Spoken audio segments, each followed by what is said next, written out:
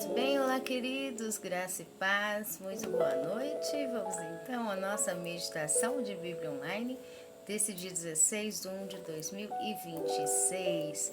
E hoje nós estamos em Sofonias 3:19, 1 Tessalonicenses 5:24, e diz assim, Eis que naquele tempo procederei contra todos os que te afligirem, e salvarei a que cocheia, e recolherei a que foi expulsa, e deles farei um louvor e um nome em toda a terra em que foram envergonhados.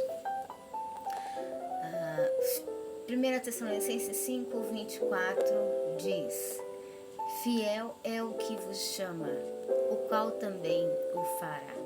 Hoje nós vamos falar sobre a fantástica mentalidade de Deus nas suas linhas de projeções, de metas, né? A mentalidade de Deus nas metas dele. É impressionante, interessante de que Deus não tem fim, não tem tempo, não tem medida. Uma vez que ele não tem medida, ele não tem assim 24 horas no dia, uma semana, um mês, ele não tem um ano, ele não tem uma década, um século. Ele não tem, porque ele é o Deus Todo-Poderoso. O que acontece? Por causa disso, ele tem uma paciência eterna, né? Ele tem assim o pensamento dele e a realização dele assim, sem pressa. Imagina uma pessoa sem pressa para nada. Imagina uma pessoa que pode demorar o tempo que precisar. Pode demorar o tempo que for.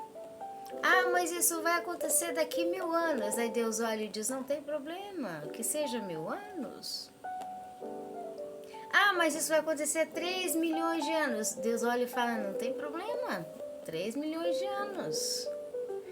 Porque para ele, o importante é que ele já sabe que aquilo vai ser feito, que já está sendo feito, já está sendo formado, já está sendo edificado.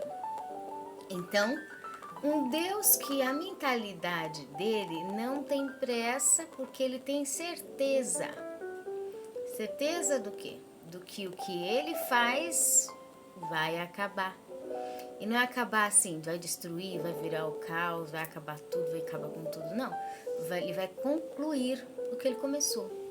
Ele realmente vai cumprir. Se ele começou a fazer uma coisa, e o ser humanozinho, cheio de falha, como Jesus disse, vós que dais coisas aos vossos filhos, quando eles pedem pão, vocês dão pão, não é pedra.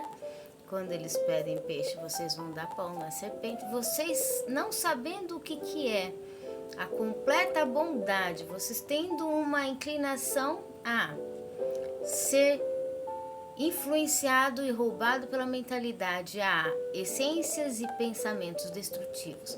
Vocês já sabem fazer o bem? Quanto mais Deus, que conhece o que é um pensamento destrutivo e não tem nenhuma inclinação a nenhuma influência destrutiva. A mentalidade de Deus não tem nenhum roubo. Ela é genuína, saudável, pura, ativa, né? Totalmente forte no seu poderio, porque ele está dentro da essência funcional, em tudo que ele é, a essência dele, e com toda a inteireza, né? Essência e exatidão de precisão nas essências dele mentais. Aí aqui ele diz, olha, imagina se o ser humano, ele quando põe uma coisa na cabecinha dele, ele vai até o fim para concluir. Ser humano, cheio de falha, que não consegue. Imagina Deus quando decide começar uma coisa e vai até o fim. Mas não tem. E um Deus que não tem dia, não tem medida, não tem pressa.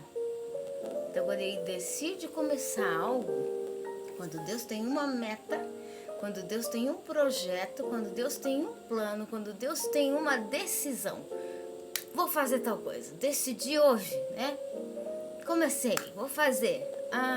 Meu amigo, ninguém muda a mente de Deus, ninguém muda. Pensamento de Deus planos, por isso que a Bíblia diz, os planos de Deus. Porque não é só Deus tem preferência com alguém, esse é o preferidinho de Deus vai cumprir os planos da vida dele. Não é por mim nem por você que Deus faz essas coisas. Deus, quando ele tem um plano pelo projeto dele, ninguém muda por amor, a Bíblia diz, ao que ele tem do nome, da essência dele. Deu vontade nele de começar uma meta. E como ele não tem pressa e não tem medo do tempo, ele não tem medo do tanto que demore, né? O ser humano, ele tem esse medo. Vai se demorar, mas e se acontecer alguma coisa? Ele não, Deus não tem. Esses parâmetros mentais humanos, Deus não tem. E aí ele sabe que ele começou, ele vai terminar. Porque ele não tem dias contados. Ele não tem medo do tempo e ele espera o tanto que for, porque a paciência dele é eterna. Infinita. Ele nunca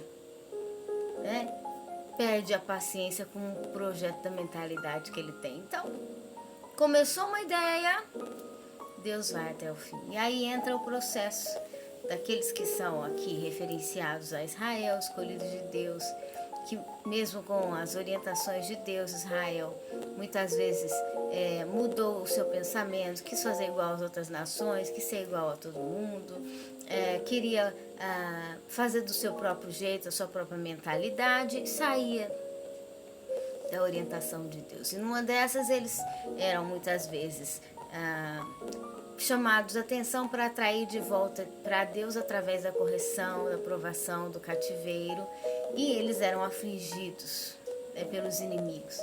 E quando eles eram afligidos pelos inimigos, diz a palavra aqui que um desses exemplos, quando Deus diz, olha, vocês, só para me atrair de volta para o centro do pensamento e ligação de espírito, alma e corpo comigo, eu permito o cativeiro, a luta, a perseguição, a provação, tudo isso vai, mas vocês voltam.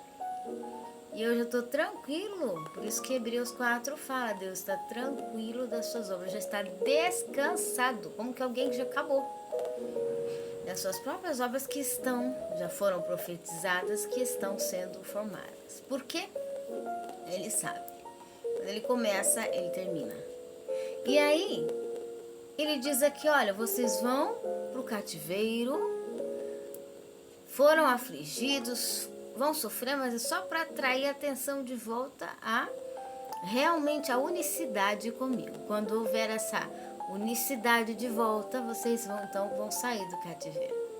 E quando sai do cativeiro, Deus faz uma promessa interessante aqui. Através do Sofonias, diz, eis que naquele tempo, Deus dizendo para Israel, depois que passou o sofrimento, eu procederei contra todos os que te afligirem. Veja, Deus usou aqueles para afligir Israel. Mas agora Deus diz e Ezequiel também fala sobre isso. As nações que eu usei para te corrigir, o jeito que elas te trataram, eu vou lidar com elas também.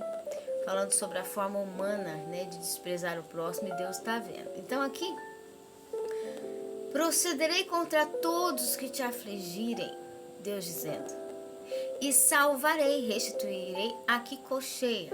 Aquele processo quando o ser humano foi corrigido por Deus, tratado por Deus, e agora o povo de Israel, por exemplo, era tratado por Deus, ficava um tempo em tanta provação, em tanto cativeiro, em tanta limitação, que cocheava, já não conseguia se firmar mais, já não tinha mais, Aí diz, eu salvarei também, não só tratarei com os que te afligem, mas salvarei a que cocheia, aquele que está fraco, aquele e recolherei aquele que foi expulso, e deles farei, aí aqui é interessante, porque não só Deus tira do cativeiro, muda a história de quem estava no cativeiro, como Deus vai lá e vai lidar com aquele que causou pressão, afligiu, causou aflição, angústia.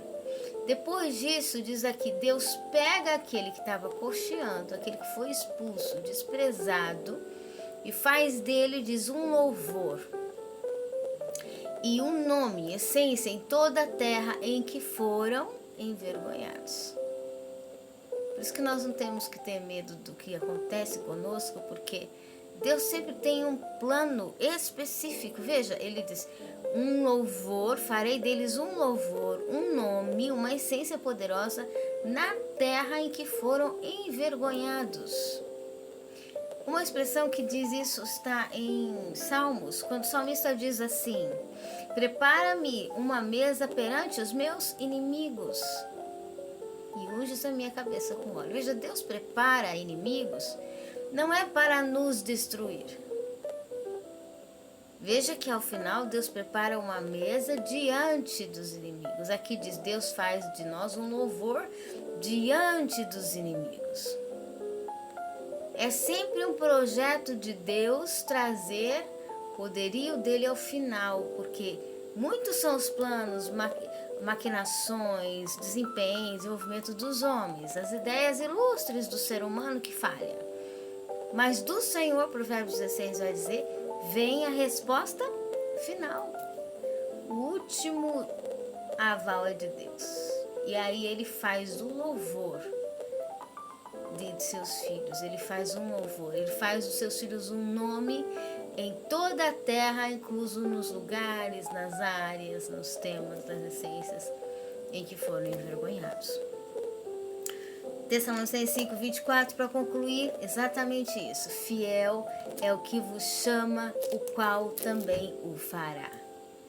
Quando Deus começa um projeto, ele é fiel para concluir, né?